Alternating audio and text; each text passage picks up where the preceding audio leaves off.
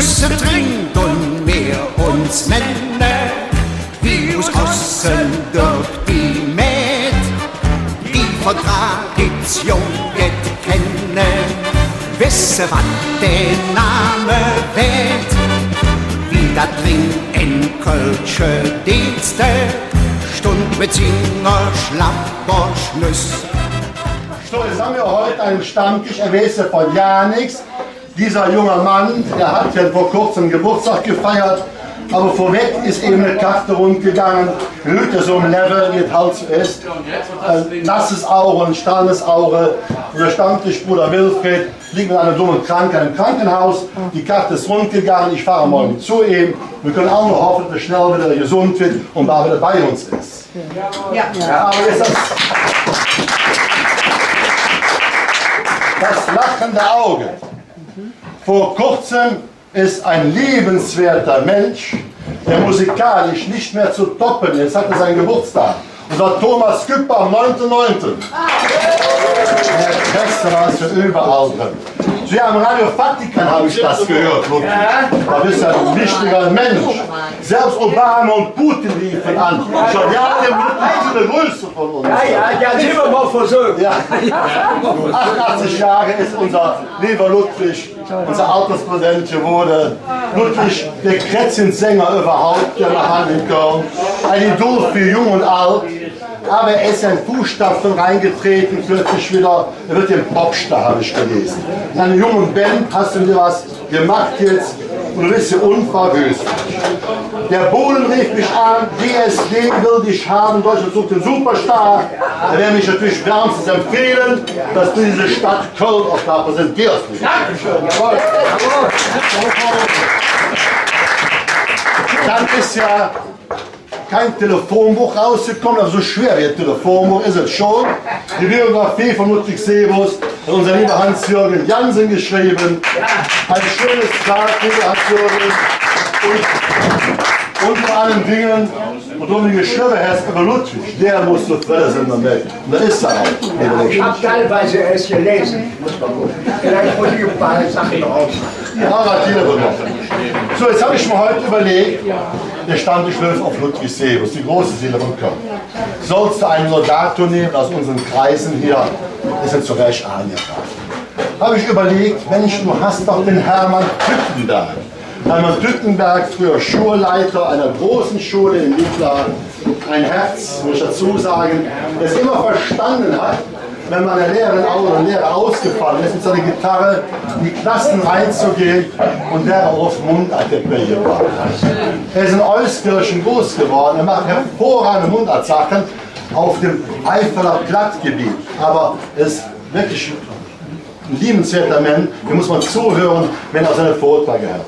Und er war damals der Vorgänger als Ehrensenator vor dem Ludwig Sebus.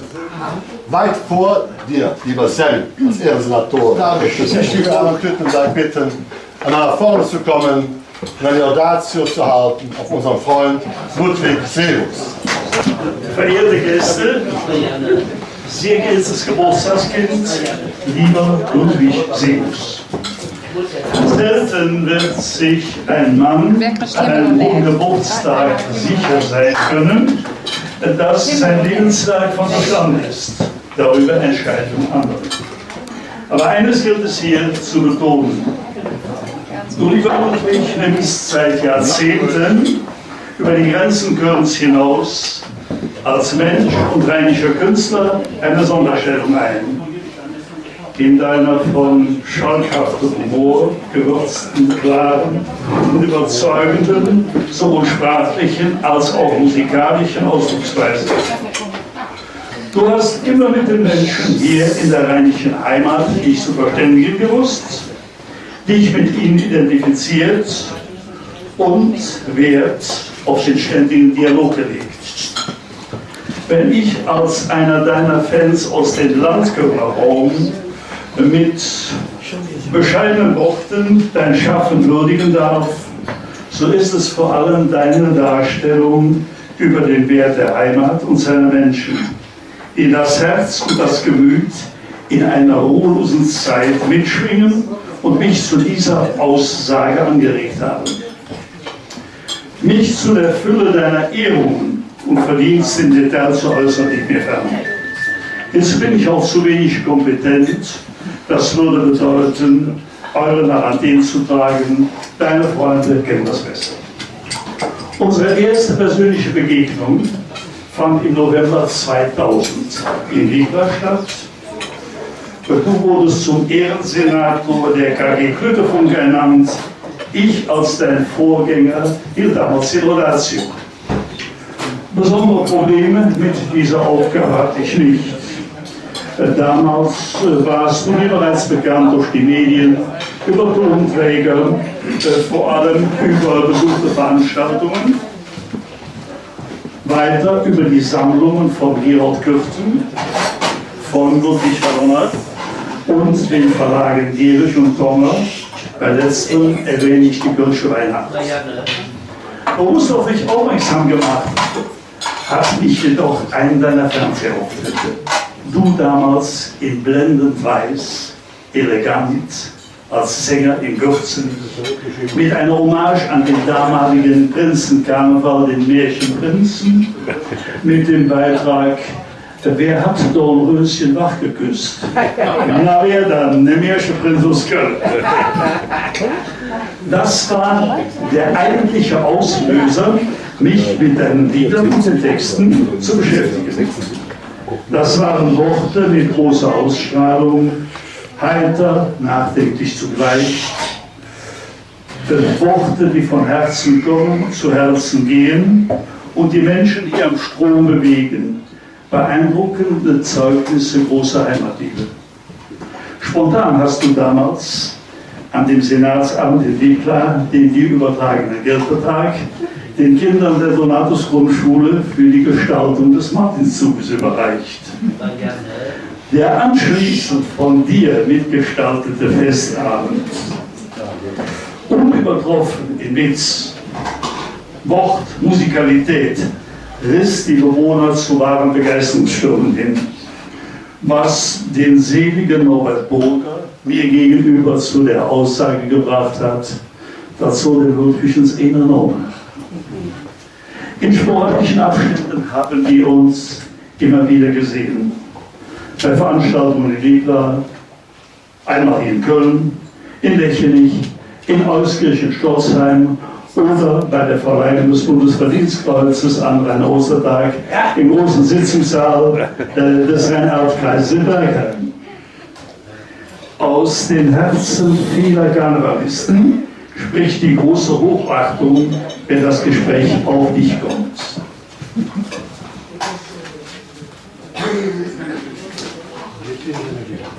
Da geht es um deine Vorbildfunktion als Mensch, die feinen, leisen Töne in der Musik, die Freude, die du verbreitest, deinen ansteckenden Humor, deine Hilfsbereitschaft und dein Motivationsvermögen bei der Förderung des Nachwuchses mit positiv aufbauender Kritik, wie du es immer wieder verstehst, Dinge ins rechte Licht zu rücken, vor allem auch um dein soziales Engagement. Wer sich näher mit dir beschäftigt und die lange Liste deiner Auszeichnungen und Ehrentitel übersehen lässt, der kommt zu dem Schluss, Ludwig Sebus ist ein Brückenbauer, ist ein Pfeiler im Strom, ein Kulturträger weit über die Grenzen Kölns hinaus. Was wünscht man dir, Ludwig Sebus, zu deinem Geburtstag? Als Konrad Adenauer einen seiner vielen Geburtstage feierte, in der Redoute von Bad Godesberg und das Defilé der Gratulanten kein Ende nehmen wollte, da hatte sich auch ein junger Journalist vom Brunner Generalanzeiger eingereiht. Er hatte sich so wunderschöne Worte zurechtgelegt, aber als er vor Adenauer stand, war alles futsch. Und da sagte er, Herr Bundeskanzler, ich wünsche Ihnen, dass Sie 100 Jahre alt werden. Worauf Adenauer erwiderte, lieber junger Freund, warum wollen Sie der Barmherzigkeit Gottes so enge Grenzen setzen?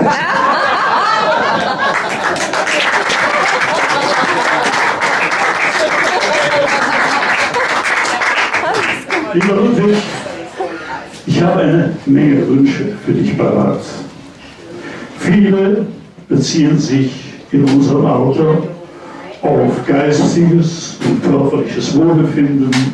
Ich wünsche dir Aktivitäten, wo sie möglich und angebracht sind. Ich wünsche dir Wohlbefinden. Ich wünsche dir ein bisschen Sonne, ein Quäntchen Fröhlichkeit und stets einen wachsamen Engel in deiner Nähe. Ein hervorragender Laudator, der Hermann Tüttenberg. Das war auch wichtig gewesen, mal für einen Menschen, der den Ludwig auf einen anderen Blickwinkel kennt, als wir ihn Ludwig kennen. Und lieber Hermann Tüttenberg, die Worte waren wirklich hervorragend und hat uns allen gut getan. Und ich darf, bevor Hermann Tüttenberg ein Liedchen anstimmt, hatte ich den Ralf Bernd Assenmacher angerufen. Und der Ralf Bernd ist leider gesundheitlich angeschlagen, ihr wisst das. Und er hat mir einen Brief geschrieben an Ludwig Sebus. Grußwort Ludwig Sebus, lieber Rainer, für deinen mit übermittelten Dank und Grüße darf ich dich bestens, für deine mit übermittelten Grüße danke ich dir. Außerordentlich bedauere ich, dass ich deine Einladung zu einem kleinen Empfang für Ludwig Sebus aus gesundheitlichen Gründen nicht annehmen kann. Gerne übersende ich dir beiliegend ein Grußwort aus Anlass des 88. Geburtstags meines Freundes Ludwig Sebus, das du liebenswürdigerweise, lieber Rainer, in meinem Namen verlesen wirst. Ich wünsche euch einen schönen Abend und grüße die ganze Gesellschaft, euer Bernd Assenmacher. Bravo.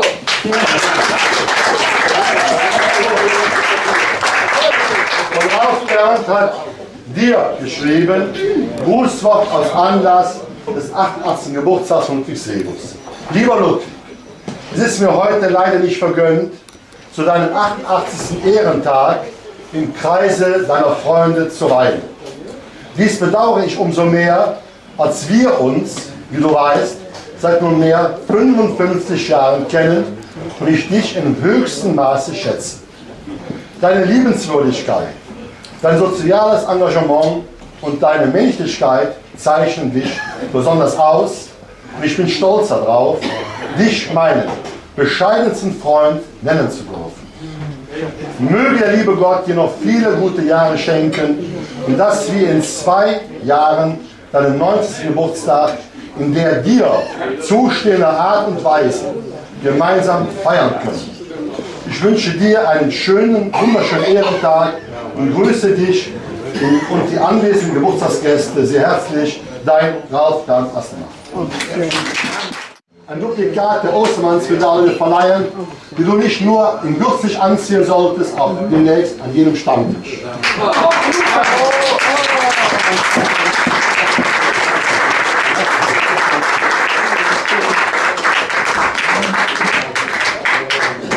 Die ist zwar nicht so schön, die Originale, aber sie kühlt von Hetzen. Jawohl. Das tragst du dann hier am Herzen. Wie sieht sie denn aus? Dreh dich mal um. Die ist größer als die Runde. Aber fast teurer. Aber es ist teurer, ja. Die ist rein vom Gold. Aber das Geld haben wir gut angelegt und du kannst immer wieder deinen Kragen in Ehren, hatte ich schon Gürtel auch hier am Stammtisch. Jung von der Weihnachtsstraße. So, als kleiner Gag vom Stammtisch, dann halt die Blödste, ja? Aber lieber Hermann Tüttenberg, ihr nicht bitte. Ich dachte, der hat mich halt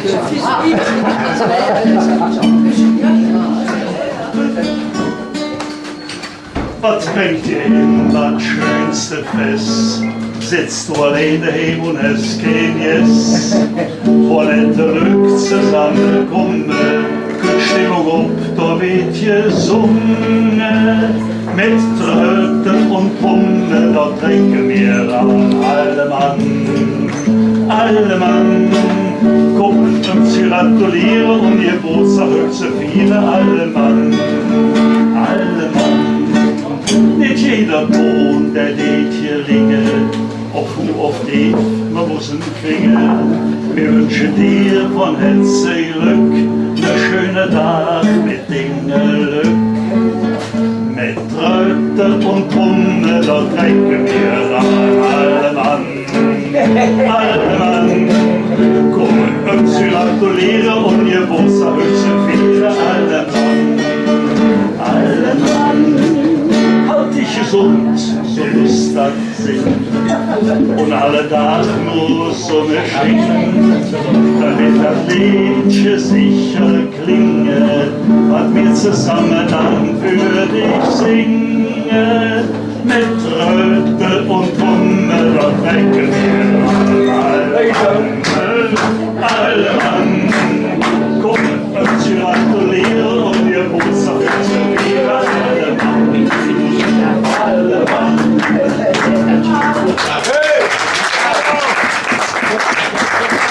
Also, ich darf euch bitten, auf unseren lieben Herbert Tüttenberg, die so viel Mühe gemacht hat, unser Herbert Tüttenberg, und dann noch ein Herz zu Köln. Köln! Herbert Tüttenberg! Aber man ist das dann, wenn er auf dem Fernseher sitzt oder in der Rühe sitzt. Jetzt habe ich mal überlegt, was kann man machen? Was kann man machen? Jetzt nenne ich schon die Sebus 88 Jahre. Wie sah er denn damals mit 60, 65 aus? Und das möchte ich dir, lieber Ludwig, jetzt ein Beispiel bringen von einem Stammtischbruder, der es bestens nachmachen kann. Unser lieber Ludwig Sebus mit 60 Jahren. Komm her, Ludwig! Ja, der in der Kampf mit der Fläche, der Frau bis zum Ruder in der Twilight, aber wirklich hat mir nichts. Wir haben das Geld für dich genommen und bleiben uns noch viele Jahre erhalten. Schrift noch ein neues Liedchen für die neue Session. Jetzt noch uns nur, wenn bis nachher in der Rohküste, anstatt vom Vater unser längst über die Noten noch und über den Text noch und auf Hälfte mit Sicherheit wieder jetzt enden. Ja, meine lieben Freunde, auf unserem Hochzeitsgehen, Brennweite, Köln! Ludwig! Standisch! Ja, meine lieben Freunde, es hat uns Freude gemacht wieder mit Ihnen und wir sind natürlich immer glücklich, wenn wir wieder nach einigen Wochen hier hinkommen dürfen. Wenn der Rainer anruft, jetzt wieder läuft mit dem Stammtisch. Lieber Rainer, herzlichen Dank, du hast das Wort wieder. Lieber Ludwig Junior, darf ich da sagen, ich wusste ja nicht, dass der Micha einen Bruder hätte. Micha hat dir was verschwiegen. Hat ihn von Russland mitgebracht, in ganzen Rot oder sonst was. Ein Geschenk von Putin oder sonst was. Aber nein, du bist ein Familienmensch und der Edo hat auf meinen Wunsch das gemacht. Dir zu ihr und er kann es auch, der Edo. Ich sage immer, der Mann mit 1000 Gesichtern, diese Facetten, die er hat, was damit für so ein Herzlos. Er war diesmal besser als das Original.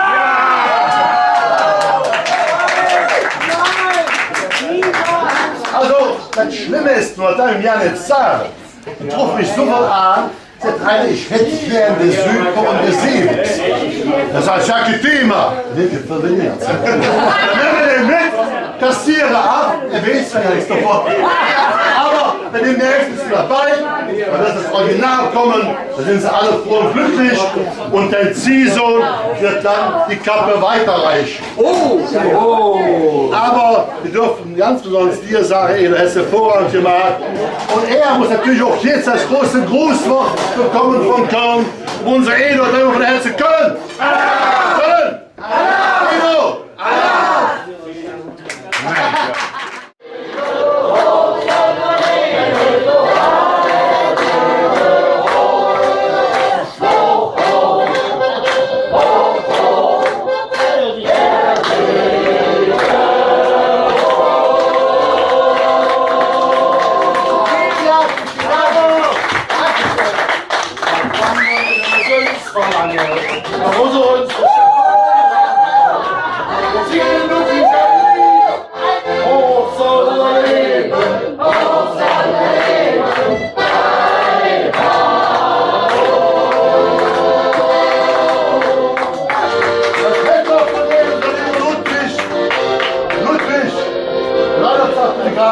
wir sind erstanden, wir sind ja Ratschbeklagt, das ist ja Ratschbeklagt. Aber wir sind halt groß geworden, wie die groß sind. Ja, nicht intelligent, ja, das ist ja. Da kann ich gemerkt, Markus und die Frauen, die Regeln, das haben wir auch nicht gemerkt. Und ja, wir bleiben so, wie wir sind, aber für mich schon. Ich sehe Spaß ohne Ende. Von Reinhard bis wir gerade zu, wird der Wort was sagen. Wir sind mit der Prinz, mit dem Bauer und dem Jungfrau. Ich übersetzt. Ich weiß nicht.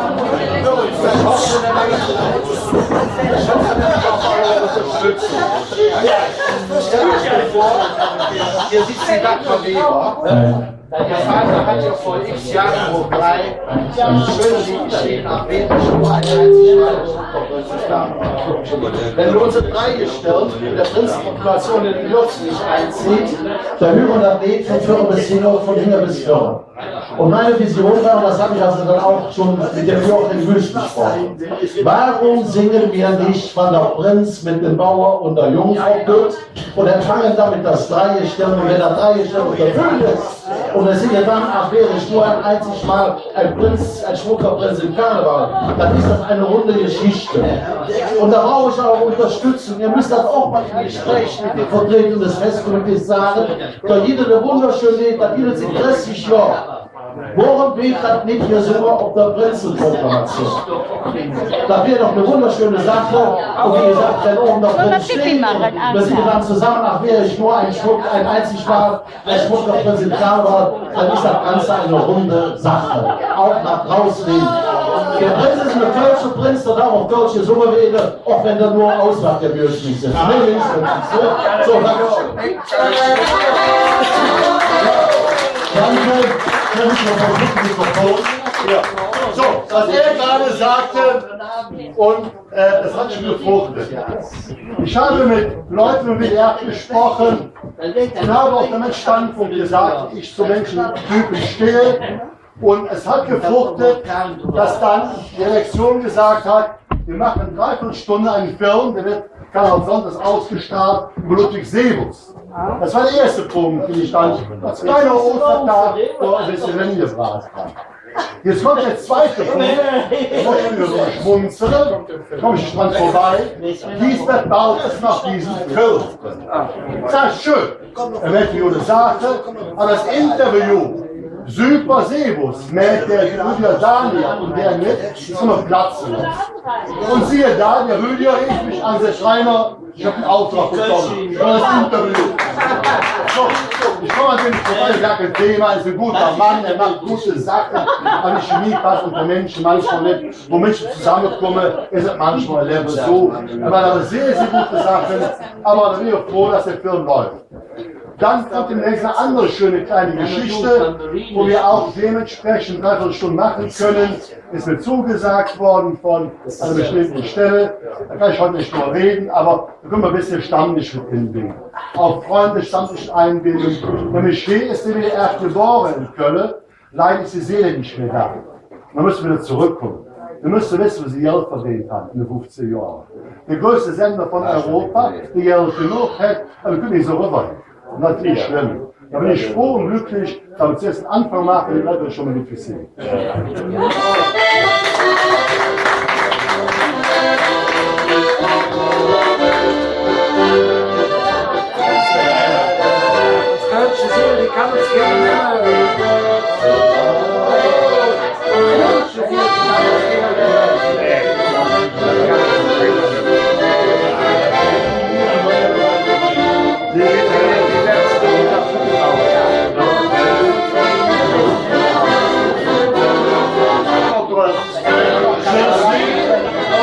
Die kann uns keiner nehmen.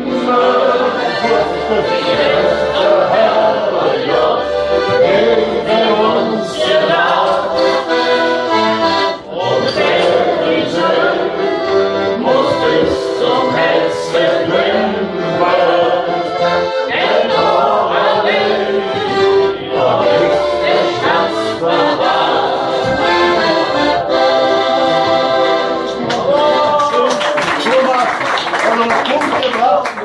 Und ihr wisst, wir haben es jetzt immer gesagt, für uns soll nicht gefilmt werden.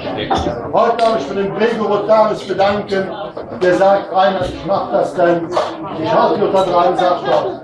Aber es war mein Wunsch gewesen, heute mal zum Ehrentag von Ludwig ein Film zu machen.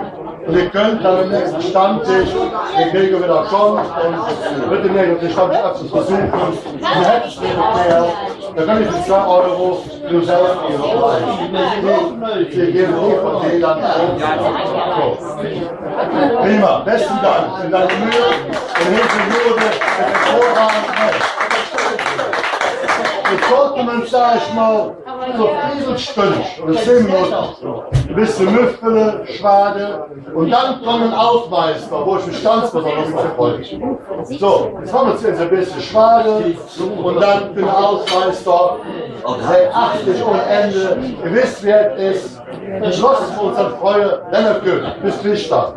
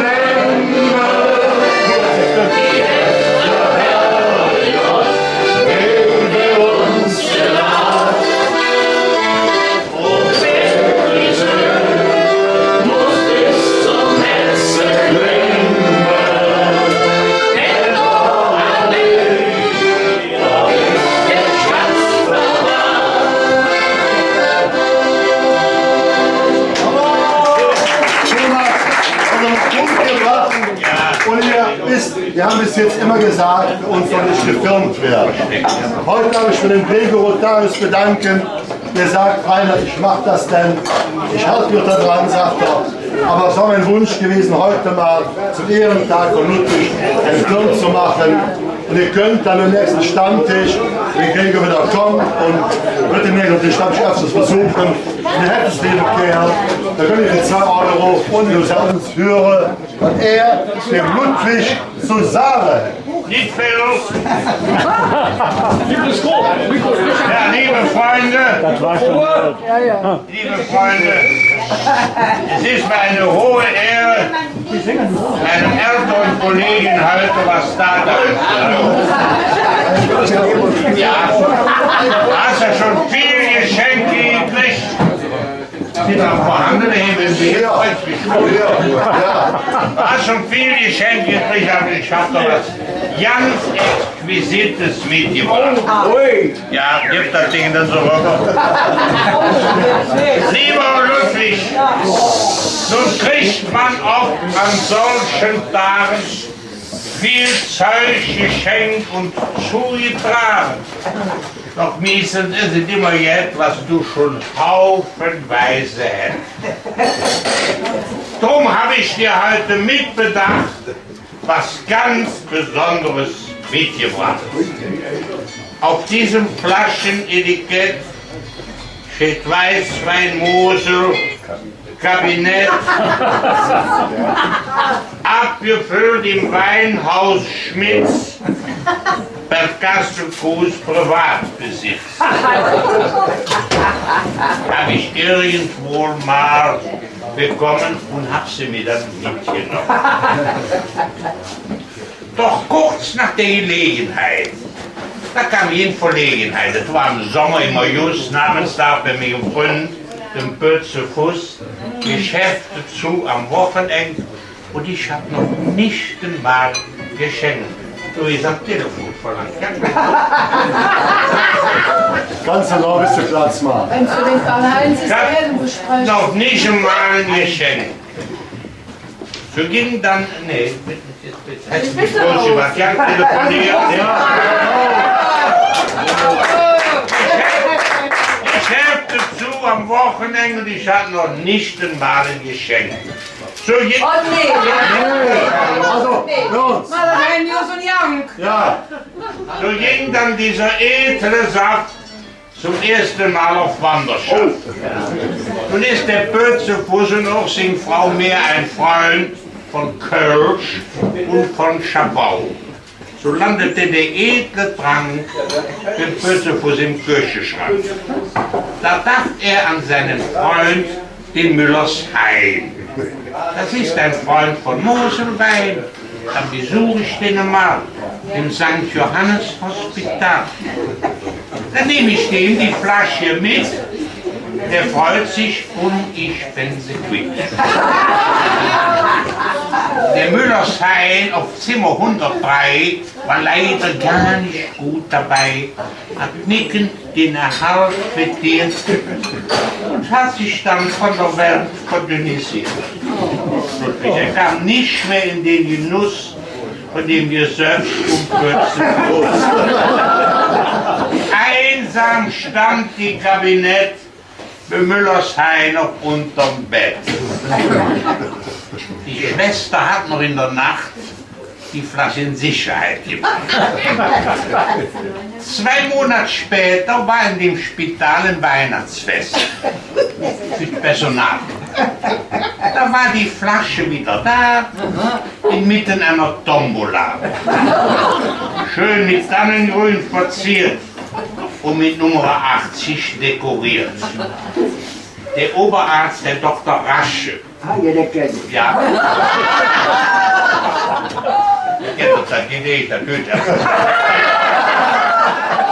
Der Oberarzt, der Dr. Rasche, der Dr. Blasche, der kennst du nicht, ja, der Oberarzt, der Dr. Tasche, hat Nummer 80, kriegt die Flasche. Geht still vergnügt damit nach Haus, wacht am Weihnachtsabend auf, hat 2-, 3-mal dran genippt und dann der Rest zurückgekippt. Der Wein, der dabei ist entwichen, hatte mit Zuckerwasser ausgemischt. So dem Weingesetz zum Trotz den Sauerampfer aufgemotzt. Dann wurde vom Dr. Tasche die Flasche neu verkorkt und von ihm auch ordnungsgemäß neu entsorgt. Denn diesmal ging die Flasche auf Tour, eine Jörsche für den Müller. Dann wurde sie, ich muss gestehen, die ganze Zeit lang nicht gesehen. Sie tauchte erst 3 Jahre auf am Automarkt und Trödelsmarkt. Da stand die Flasche ganz kommod als super Sonderangebot. Ich schatzte an dem roten Rand und an dem Etikett erkannt. Ich dachte mir direkt ganz spontan, die 75 Cent, die legst du an. Dann hast du bei der nächsten Fete schön geschenkt für wenig Knete. Drum, lieber Ludwig, sei so nett, nimm diese Mosel-Kabinett. Wenn du so trinkst, tu an mich denken. Kannst aber auch verschenken.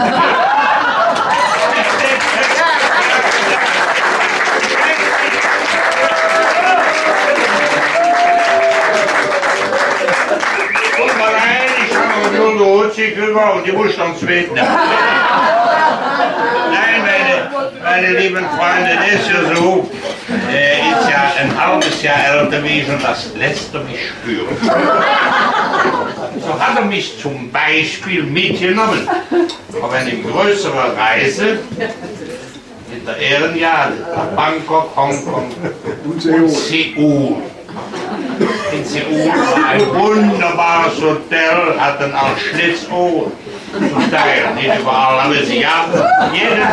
Jedenfalls haben wir dann gemacht, wir hatten auch eine Vorführung, das heißt, ich stolz. Mein Reiter, der hat die nicht schön geholt, aber der hat sie so schön gemacht. Ja, doch. Na, jedenfalls, lassen wir schwimmen, ja, ein wunderbarer Schwimm unter Palmen. Sind wir noch eine Runde gegangen. Musste dann da in dem Hotel, musste durch so eine Rezeption, dann kriegst du einen Bus und einen Mütz und da täten die Abflug. Wir sind schwimmen gegangen. Das ist einmal hässliche Tau. Wenn ich jetzt komme, ja nee, du hast die Haare so schön sortiert. Ja, ja. Du kommst und du hast die Haare. Ich habe gedacht, du wirst versorgen, du wirst in einen anderen. Jedenfalls, er hatte die Finger und wollte wieder über das Zimmer zurück und hatte sich im Hotel rund gesprochen. Da hinten der Mann, woher? So eine Sonnenbrille, das ist ein deutscher Sänger. Und wer im Ausland deutscher Sänger ist und eine Sonnenbrille trägt, ist verheilt. Und die Rezeption, die hat der früher, wenn man den ja dann angelohnt. Wir kommen an die Rezeption und dann guckt die richtig an, aber immer sagt die für dich in Englisch, excuse me, are you Heino? Der wurde 2 Meter größer. Hast du gehört? Ich meine, ich war der Heino. Dann habe ich da getroffen. Ich sage, Ludwig, du hast dich verhört. Ich kann Koreanisch, die habe ich gefragt, welche Zimmernummer haben Sie? Aber es war schön, wir uns zusammen. Ne? Ja, du hast ja viele schöne Lieder gemacht. Ne? Ich bin jetzt in einem Altenheim. Ne? Weißt du, was wir damit gemacht haben? Da ist eine Frau, die ist so einsam. Da haben sie der vom Tierheim einen Hund geschenkt. Die wohnt bei uns nicht da stehen. Die war so glücklich mit dem Hund. Der Hund hat einen Nachteil. Die heißt Barbarossa. Die sind mit dem Hund spazieren gegangen. Achso, du musst überrasieren. Ist sie mit dem Hund spazieren gegangen und ist mit der Straßenbahn gefahren. Und der Hund war noch nie mit der Bahn gefahren und hätte dann geschüttet. Und hätte gedöst, hätte der Bahn gehalten. Und die Frau, bist du jetzt ruhig? Was soll denn das denken? Und wie der nicht oben und hätte die Frau ganz laut gerufen, Barbarossa, Platz! Und dann in 20 Mann ausgestiegen. Hat die Frau im Altenheim gesagt, das darf nicht mehr passieren, das hätte ich immer Ärger mit. Barbarossa, Platz! Haben sie der Hund genannt. Er ist jetzt Futter.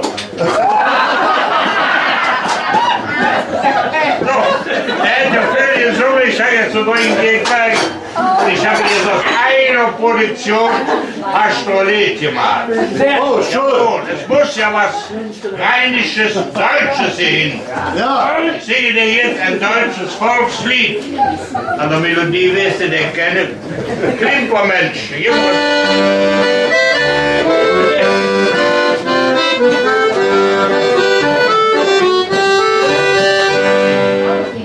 Morgens 2 Fliegen, die saßen den Platenkopf. Die hat die ganze Mittag gegessen, der Buch war vollgestopft. Der Buch war vollgestopft. 38 Strophen. Die fing an zu klümen, die andere rief, doch ja. Ich habe kürzlich leere Haare, ich löwe ich am Bauern kaputt.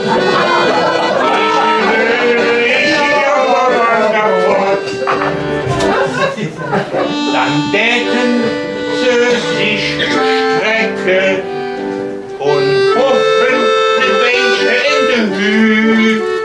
Und täten auf der Platte noch Hake, denn Flehe genieren sich nie. Denn Flehe genieren sich nie. Jetzt hat er das hingehört. Die Fliegen sind fortgeflogen, 2 Häuflein blieben zurück. Das Zimmer mit 2 klitzekleine Hörscher, Junge hat doch die Platte berührt. Was hat doch die Platte berührt?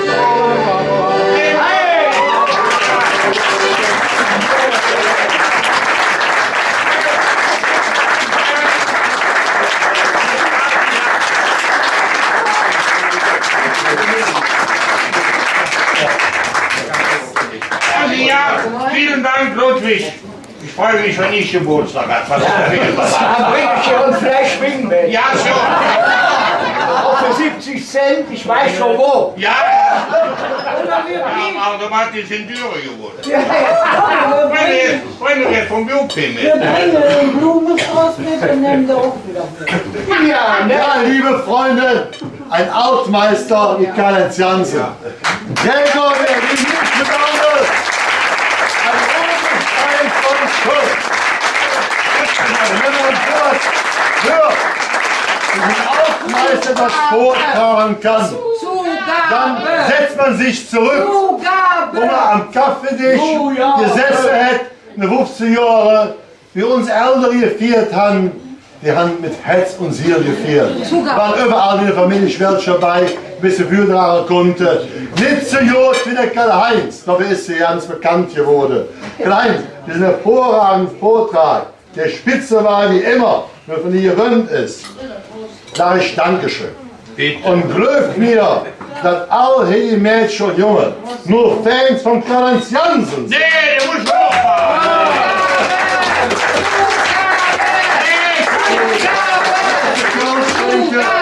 Aber ein halbes Jahr jünger als Ludwig Sebus ist der Benjamin in der ganzen Gilde, der großen Kölner.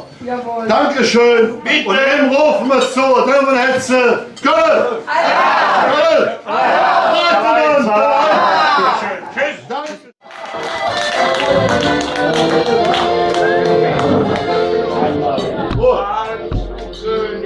Hör mal bitte zu, der Thomas singt.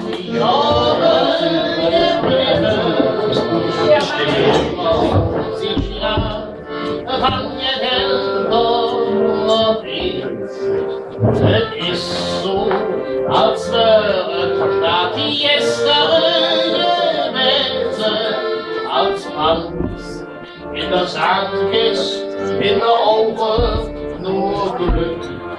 Het met alles de aanvang, en alles te eng. Och de beuk was ze niet in de himmel verrenkt. Wer am Anfang besiegt, dass man nichts halten kann, ich stimme nicht klar, der ist glücklich dran.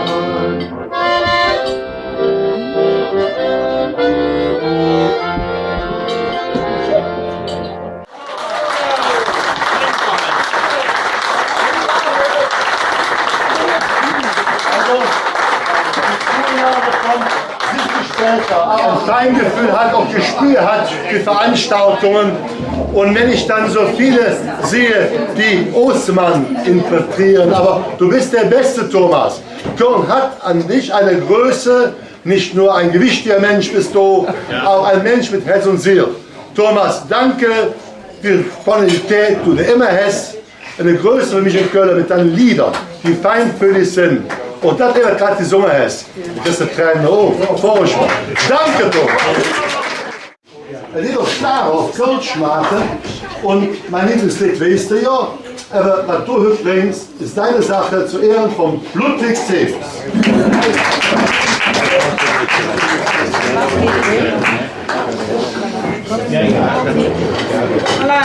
Liebe Ludwig. Ach, Mikkel. Bitte so.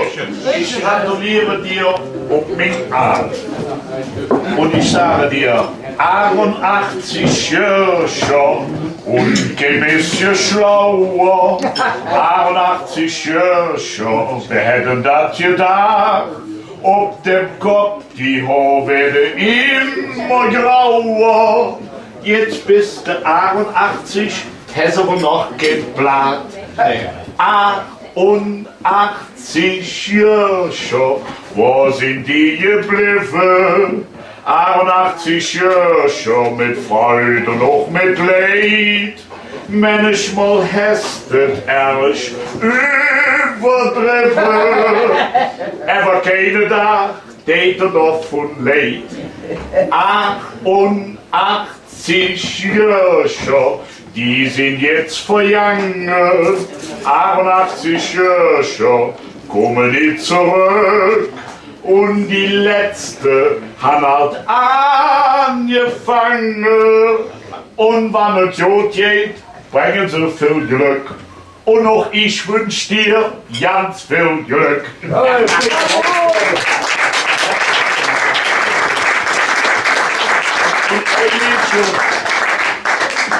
Ein Liedje zing ich dan nog. Dat is ook zelfs gemaakt, dat geht dann so. Manchmal dreht die Welt sich für dich viel zu schnell. Manchmal glaubst du selber einfach stumm. Manchmal bist du müde und möchtest dich hinsetzen. Doch dann musst du wieder jung. Manchmal lachen wunderschöne Frauen dich an. Manchmal geht sie nur an dir vorbei. Das Leben ist ja einfach wie ein Wetterfang. Und am April geht wieder Mai. Nimm doch einfach alles wie es geht und lass dir dann nur für das schöne Zick. Denn das Fiese geht ja irgendwann vorbei. Denn das Fiese geht auch irgendwann vorbei. Manchmal süße Menschen, die ein Lachen tun. Manchmal kannst du andere nicht verstehen. Denn die machen immer nur ein lang Gesicht, auf warmer Innen nix getan. Nimm doch einfach alles wie es geht und lass dir dann nur für das schöne Zick. Denn das Fiese geht ja irgendwann vorbei. Denn das Fiese geht auch irgendwann vorbei. Manchmal bist du groß und manchmal bist du klein. Manchmal bist du dick und manchmal dünn. Ja, Dinge wäsch doch immer nur geradeaus und lohnt dich auch nicht ewig Mach Dinge Friede doch mit der Natur und lohnt nicht dauernd ob die Lebensuhr. Denn alles geht ja irgendwann an uns vorbei. Denn alles geht ja irgendwann auch für uns vorbei.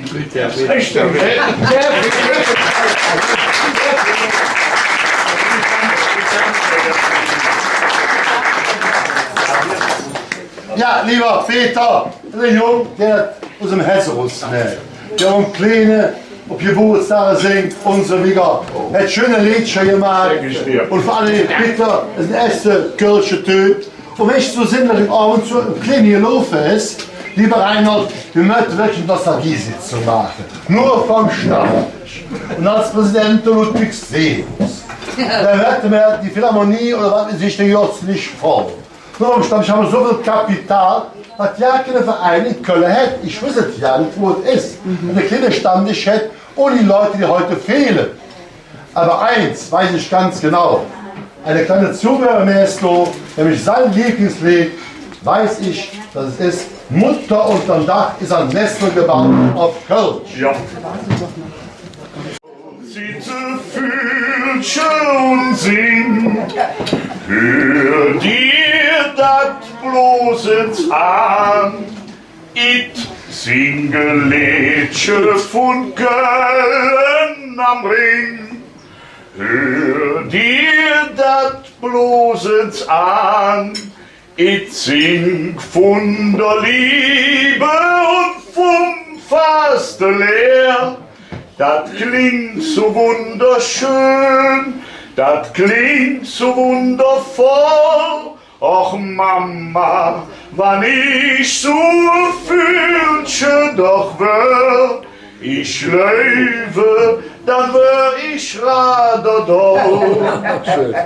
Nur dat Diersche klein und nett, hüpp jetzt über het Finsterbrett, bedelt für jet Brut. Mama, hol de Kocherus, wenn ich dem Diersche jotzen muss, und Lorenz wird lot. Ist dat nit jet Lebensachens an?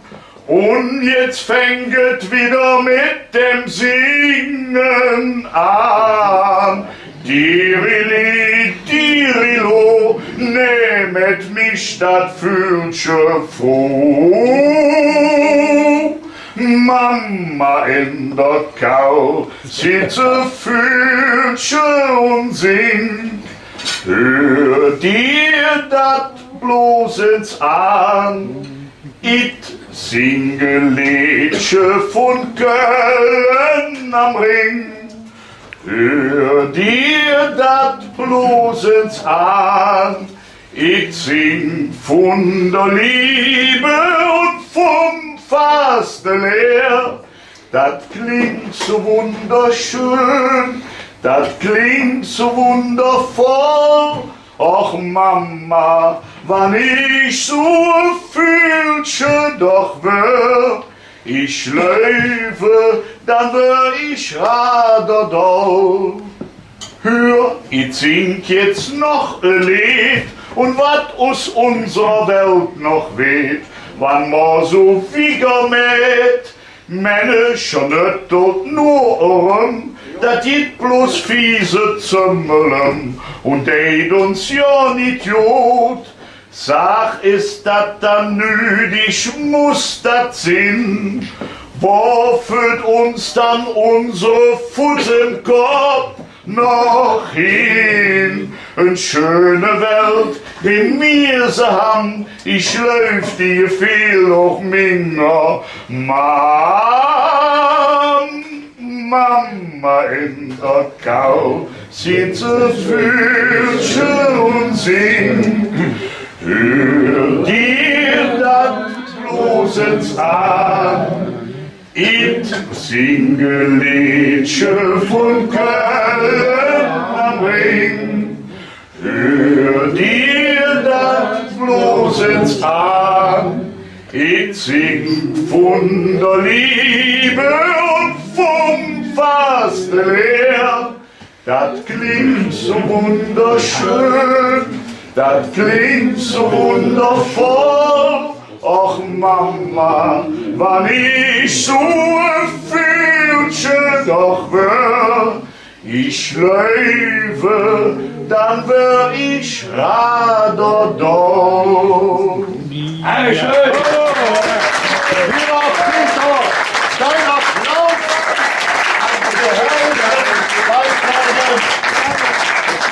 Ja, wie sagt der Ludwig immer, der Herr uns für sich Jahre. Aber lachen müssen wir selber. Genau. Bei dir können wir lachen auch nachdenklich wirken über dein schönes Liedchen. Wir bedanken uns mit Deutsche Peter und 390 Köln. Köln. Deutsche Peter. Danke. Dankeschön. Meinem Empfinden nach ein solcher netter, sympathischer Abend mit diesen Gästen und Freunden, muss man ehrlich sagen, es für mich mehr wert, ein Abend mit euch als eine ganze Woche Klingelputz. Aber immer wieder bewundert, lieber Rainer, deine Wortwahl und vor allen Dingen die Kombination Gehirn und Herz in einem spielen zu lassen. Er hat, meine Damen und Herren, damit jeder das weiß, seinerzeit schon Furore gemacht als jüngster Bürgermeister im gesamten Rheinland. Er war schon so früh Bürgermeister, heute könnte eigentlich nur der Arnold das werden, nicht denselben Arnold. Wobei ich dann aus dem Arnold einmal ganz herzlich danken darf.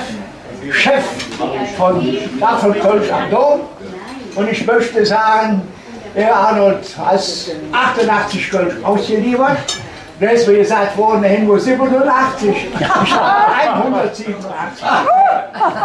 Und dann hat der ein oder andere noch etwas ausgelegt. Ich wollte es ihm erstatten, der sagte uns so, ich habe gehört, du kommst aus Ossenloff, du bist ein arme Sau.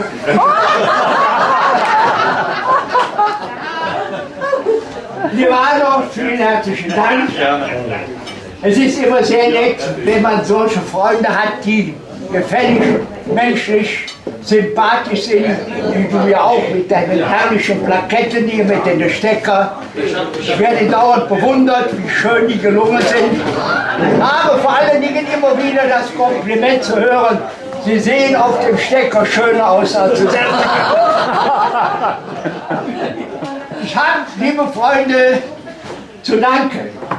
Ich habe einmal, lieber Rainer, dir zu danken, dass du alles organisierst. Danke dir auch für die ganze Spontanität, die Anrede an den WDR, was so alles ist. Ich weiß, dass ich es dir zu verdanken habe, dass die eine Sendung machen wollen, obwohl ich das gar nicht nötig habe.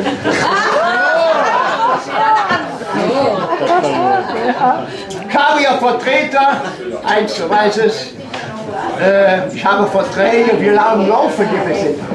Ja, 2025. Ja. Aber man nimmt auch so einen kleineren Sender wie den WDR auf. Da hat mir gesagt, es würde Karnevalssonntag die Sendung kommen. Ich hoffe, dass viele von euch mit dem Bild sind. Vorschläge von mir kann ich ein bisschen machen.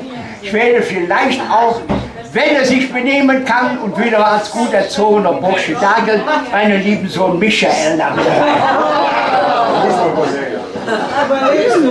Er ist ja nicht nur als Familienmitglied, er ist heute Abend als Vertreter der Roten Funken. Er ist Knubbelführer vom zweiten Knubbel und begrüßte vor allen Dingen seinen Ehrenknubbelführer Karl-Heinz Jansen, der 25 oder 30 schon 60 Jahre! 60 Jahre! Die gesund ursprüngliche General sagt. Mich auch. Ja, bist du auch General? Ja, sicher, nein. Da waren wir nur Generäle hier, der Juppie auch. Wenn ihr bei mir schellt und ich stand in der Tür, da seht ihr für mich, darf ich an Herrn General vorbeitreten. Ja, muss ich jetzt die Schuhe polieren. Ja, liebe Freunde, die ganze Runde hier, auch du, lieber Hermann, dich kenne ich ja noch im vollen Dienst in der Schule. Ja. Du hast mir seinerzeit mal gesagt, den Zugang zu den Kindern wird immer schwieriger, aber den Zugang zu den Müttern habe ich einfacher. Ne? Es ist etwas Schönes, wenn man so viele nette, sympathische Menschen sieht, Semmi wie dich auch. Du bist ja noch ein paar Mal zu sehen. Und ab April, glaube ich, bist du vollkommen frei. Ja. Und dann hoffe ich, da wird auch fähig bringen, dich irgendwo zu sehen, auf Bühne oder im Film oder in einer großen Serie. Denn die tragende Säule waren zwei Personen, das warst du und die Hildegard. Ja, genau. Der ganze Anrainer, dich kennen sie, wenn sie durch Köln geht. Und überall sind sie dann, hören Sie mal, sind sie noch die Bedienung und so weiter. Köchin.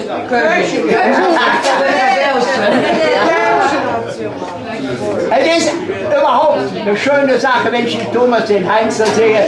Und dann meine neue Vorgesetzte bei der Mutze Wendelschen. Sie trägt nach griechisch-römischem Muster, oder wo ist das, den Titel Bas.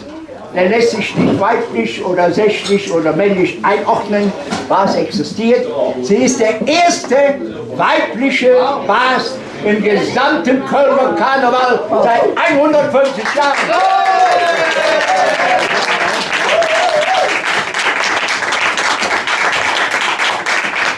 Ihr Vater, der Fritz Weber, war mit mir zusammen noch Krätzchensänger. Es gab da eine Ära vor der Gruppen, die jetzt also aktiv sind. Das war über Ostermann bei Bühr. Ostermann habe ich nur kennengelernt, wie der Saal vorbeikommt. Ja, genau. Aber bei Bühr, Schlösser, Jupp Schmitz, Batzen, Fritz Weber bis hin zu mir. Wir waren diejenigen, die Jahr für Jahr mindestens immer 2 neue Lieder schrieben. Manchmal 3, aber 2 bestimmt. Und dann wurden diese Lieder geheim gehalten, bis dann am 11.11. der WDR die große Sendung im Hörfunk machte. Da waren Millionen Menschen an den Hörern und haben festgestellt, was für Lied ist schön, was für Lied ist nicht schön. Und die haben dann sozusagen schon mal ein Vorsortieren vorgenommen. Heute wird in der Liedje schon wieder trinken direkt morgen los. Es war auch so, dass keiner von uns einmal ein Thema genommen hatte, was ein anderer Kollege schon mal benutzt hatte. Es wurden immer neue Ideen gefordert. Da fehlt es dran. Da fehlt es alles haben, aber in der Geschäftswelt, wenn du keine Ideen hättest, könntest du den Laden zumachen.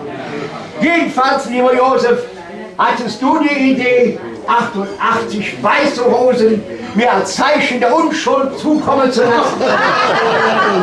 Und ich darf dir ganz herzlich danken. Sie sind zum Teil noch ein paar sind verwelkt, ne? Ne, alle noch. Eine nur, ja. Die Unschuld ist verloren, Jan. Jedenfalls ist es etwas Schönes, wenn man also sieht, wer heute Abend hier ist. Und ich muss auch den Edo einmal, komm mal her Edo, der ist mein Junior, er kann mich vertreten, er meckert aber besser wie ich. Ne? Ja, er hat eine liebenswerte Mutter, mit der war er in Urlaub. Und wir haben beide eine Karte geschickt. Leider kam die ohne Porto an, oder was?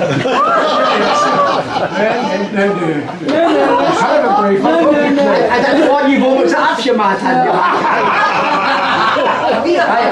Ja, du vielen herzlichen größte Mutter. Wie alt bist du jetzt? 95. 95. Liebe Freunde, wie ihr hier sitzt, allesamt mit eurer Lebensgeschichte, lieber Klaus. Du machst bereits kurze Vorschläge über deine Tätigkeit in Berlin. Wie viele Reden du für die Bundeskanzler geschrieben hast. Besser nicht. Alles hast du gemacht. Und ich muss sagen, lieber Rainer, ihr steht und ihr werdet offen, auch politisch. Ist auf dem besten Weg, dahin zu kommen. Und lieber Rainer, ich muss dich anreden mit seiner fürstlichen Hoheit. Wir zwei haben das Ding gedreht. Ohne uns beide wäre die Schaders-Fürstin nie mehr aufgefunden worden.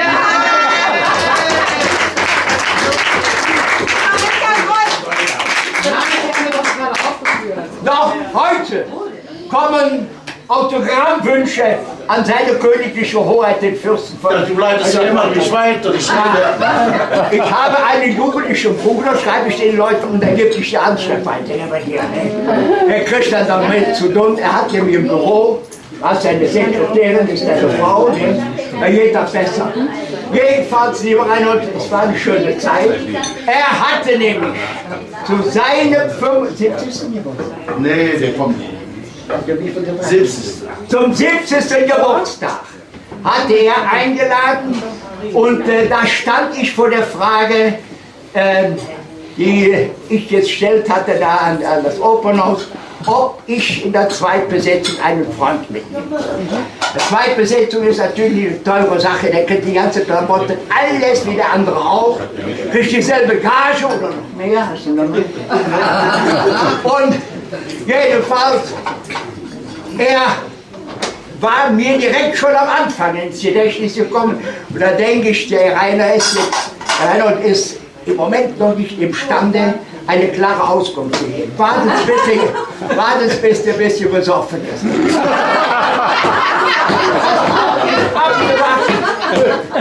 Und also im Oberlauf seiner ganzen Gefühle habe ich gesagt, Rainer, alle 7 Jahre wolltest du was anderes machen. Hast du mal gesagt. Da sage ich, die letzten 7 Jahre sind um. Es kommt auf dich wie auf mich etwas zu. Bist du bereit? Und wie er den Titel hörte, sagt er, der fehlt mir noch. Leopold Maria Fürst von Lippert-Weilersheim. Das war die Glanzrolle deines Lebens. Ich freue mich, da wir zwei immer noch adelig sind. Die Lücke sagt, ja, wo besser.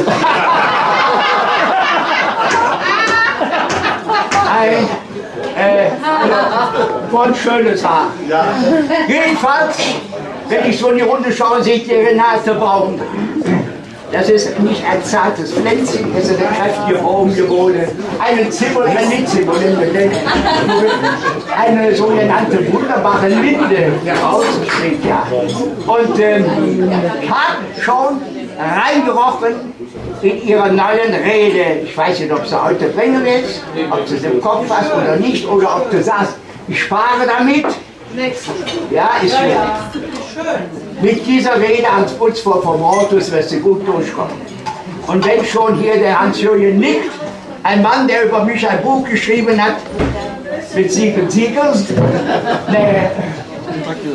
ja, der vor allen Dingen einmal bewiesen hat, in welchem Verhältnis er mich sieht und wie die Umwelt mich sieht.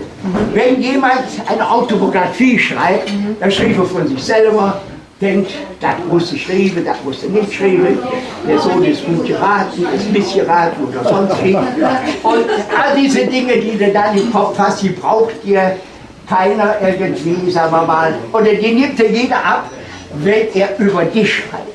Und das ist interessant, man guckt so ein bisschen in den Spiegel und das hast du vorzüglich gegangen. Vor allen Dingen hast du viele Fotografien reingebracht und das ist immer ein Angelpunkt. Heute ein Buch ohne Bilder, das spricht ja nicht mehr an.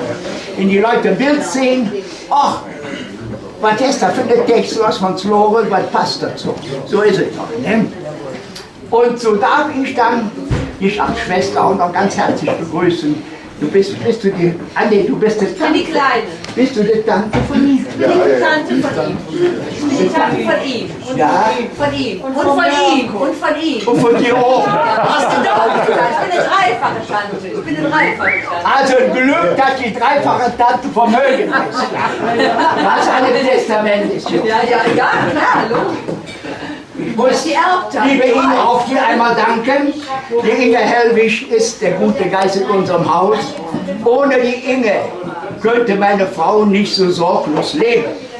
Sie ist nicht nur im Haus tätig, sie hat ein Großformat im Kochen.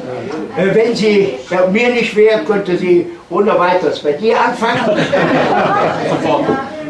Ich muss ihr immer ein Kompliment machen, weil sie viel Geduld hat mit meiner Frau, die seit 18 Jahren nur im Rollstuhl oder Bett sitzt. Und die ganze Entwicklung mit ihr ist, sagen wir mal, ziemlich erschwerend. Aber hätte ich sie in ein Heim gebracht, wäre sie schon lang tot. Sie hat das Gefühl, sie ist noch zu Hause. Und da muss ich der Inge einmal öffentlich ganz herzlich danken. Bravo!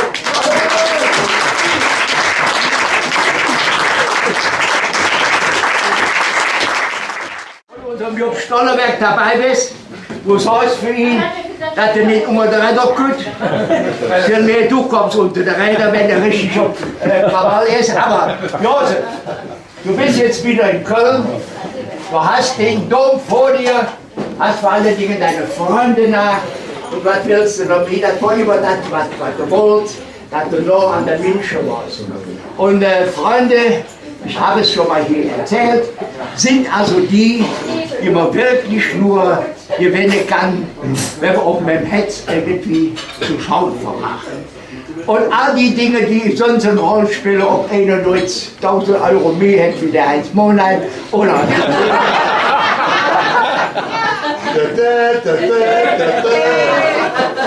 die spielen all ja keine Rolle.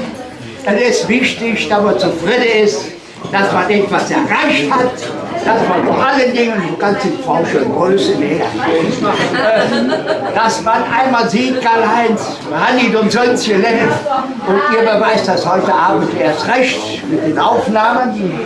Und ich möchte alle für sich schließen mit einem Dankwort. Ich bin dem Herrn J. erst dankbar, dass ich 88 geworden bin. Ich komme zwar nicht mehr ganz durch den TÜV, aber in Jahr, aber ich bin einigermaßen noch zufrieden und komme auch noch so ziemlich einigermaßen vernünftig bei den Menschen durch und an. Und dass das noch ein bisschen bleibt, wünsche ich mir selber, wünsche vor allen Dingen auch, dass man irgendwie mit euch drehe, mit dir auch noch, Hermann, ein Bierchen hinter mir. Heute im Moment darf ich nicht geben Antibiotika. Er hat es mir verordnet. Und, ja, und dir bitte, wo schon kommt, hat er mich eine schöne, volle Stimme. Der Junge. Bravo. Alle, die möchte ich unserer reizenden Assistentin, Dramaturgin und was Besseres so zu brauchen als Regisseurin. Auf einmal danken, sie hält den ganzen Tag den Stab fest, ja.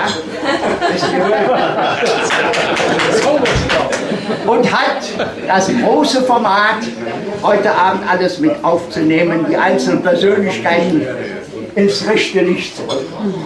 Liebe Freunde, wenn es mir vergönnt ist, in diesem netten Kreis, lieber Heiner Burch, wo du ja einstimmig zum Präsidenten gewählt worden und ebenfalls unser Vizepräsident einstimmig gewählt wurde, ne?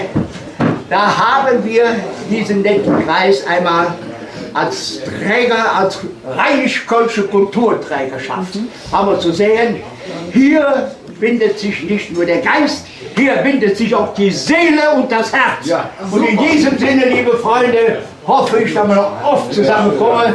Und darauf sage ich auch deinem lieben Vater noch mal ein Kompliment. Auch du bist ein freundlicher Junge. Hier wolltest du oder lieber Bruder? Der Bruder. Der Bruder. Der Mirko nicht. Aber bald, aber vielleicht bald. Ja, man könnte eine Doppelhochzeit machen. Ein Doppel, und dann nehmen wir den Thomas als ja.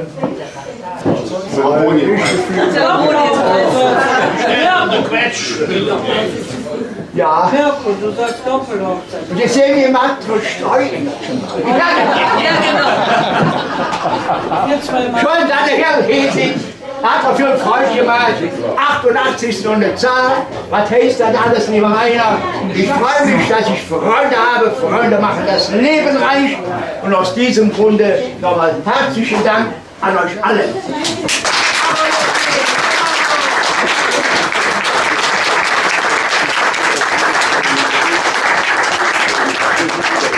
Also, ein Unterricht in Rhetorik kann das Beste gar nicht bringen.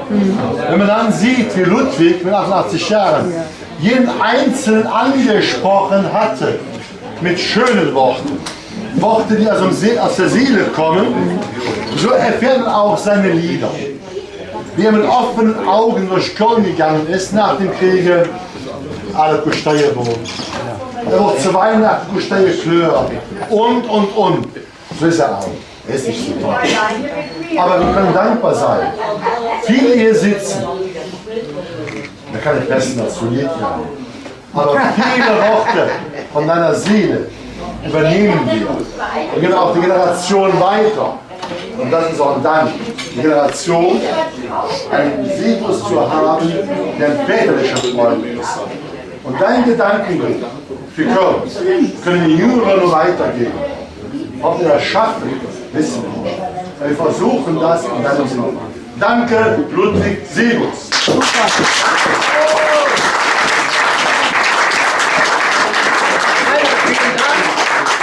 Ich werde dich weiterempfehlen. Jetzt haben wir unser Programm zu Ende, aber eins ist noch wichtig. Wir haben hier so einen, ich wollte mal sagen, Funsker, ist das halt so, lieber Thomas. Du hast immer die Ohren auf, die Müsche auf. Du weißt, ich bin ein Fan von dir, von Kumpel zu Kumpel. Aber bist du jetzt der Questführer von Thomas? Ist uns alle ein Genuss. Thomas, ich bitte dich, für uns alle hier am Stammtisch ein bisschen nur zu reden. Ja.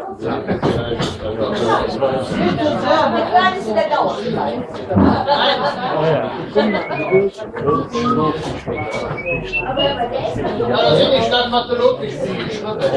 Ja.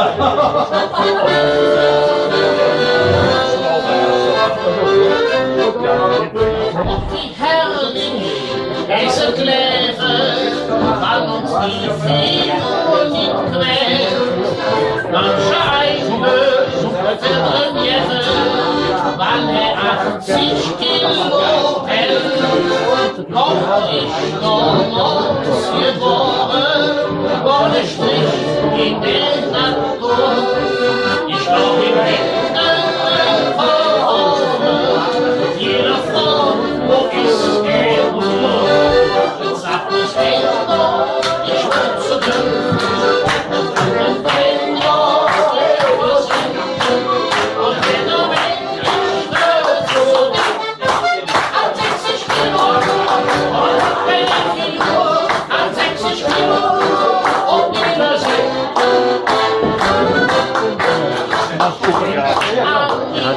In der Jahre, die ich vor mich 35 Kilo. Zwei Jahre, Neologen, Ich hab mich schon mal gefragt, wie bringt der überhaupt die Birne auf? Aber wirklich ist gut.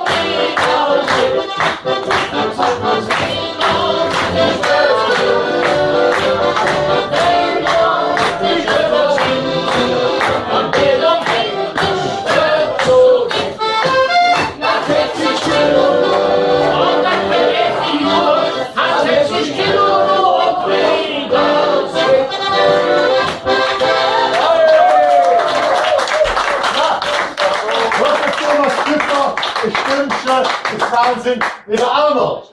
Was hast du gesagt? Ich muss das doppeln. Aber ein Lied trinken bestimmt. Wisst ihr, was jetzt gibt? Das ist aber länger ein Happy-Idiot. Ja, klar.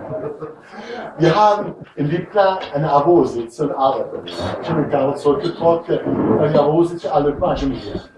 Mit Tod ist immer recht. Und wir haben so hin, dahin.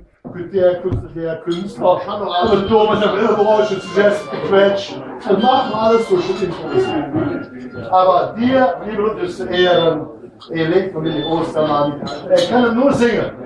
Wird er Gold, sich Eigenart verloren. Ja, oder? Kann es nur.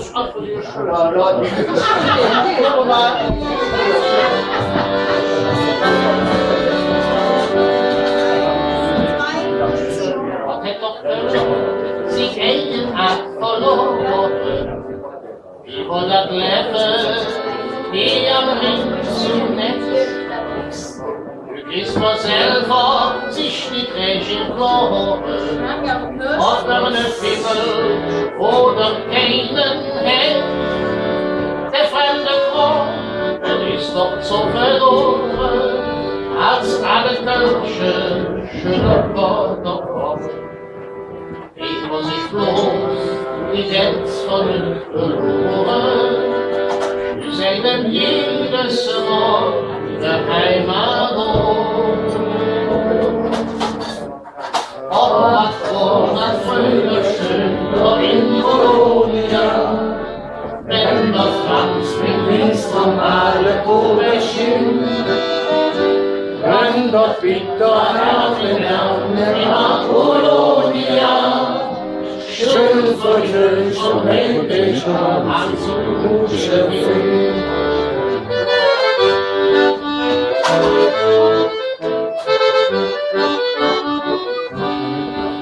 Ich hätte dann früher jetzt von ganz vom Städte, auch von den neuen modernen Musikern, Jesus die mir bekannten Sommerhöhe, wirklich im Wald zur tempolandste Wand.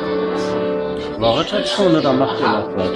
Höchste Ufer, das hätte man früher Ich hab nichts noch gesagt. sagen sich in den da ist es einfach, immer ins Stufe, du bist zum Nächsten, schon nicht einmal was war das früher schön, war in Kolonia, wenn das Franzen hieß, normale Oberschien, wenn das Gitter Ärmel an Kolonia, Schilfe schon heimlich an zur Kutsche fliegt. Was war das früher schön noch in Kolonia, wenn der Franzen hieß normale Oberschien, wenn der bitter Ärmel nach Kolonia, Schilfe schon heimlich an Schön